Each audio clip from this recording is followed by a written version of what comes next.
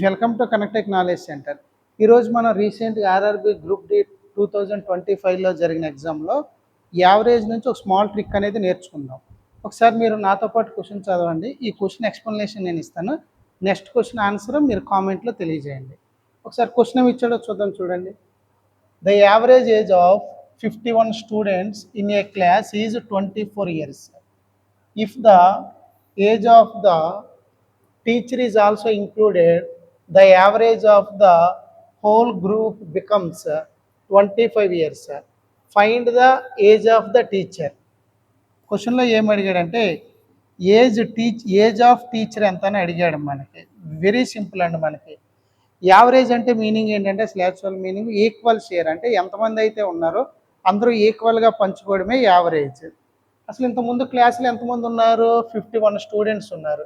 Average ఎన్ని years? 24 years.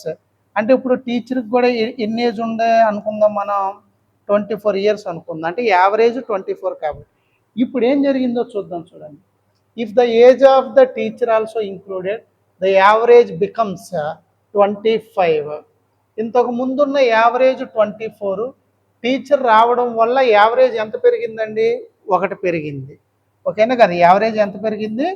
1 పెరిగింది. ఈ 1 ఏంటంటే యావరేజ్ 1 ఇంక్రీజ్ అయింది కాబట్టి 1. ఇంతకుముందు ఎంతమంది ఉన్నారు క్లాస్లో? 51 మెంబర్స్ ఉన్నారు. ఇప్పుడు టీచర్ వచ్చినప్పుడు మొత్తం ఎంతమంది అవుతారండి? మనకి 52 అవుతారు. ఓకేనా కదా? 52 years.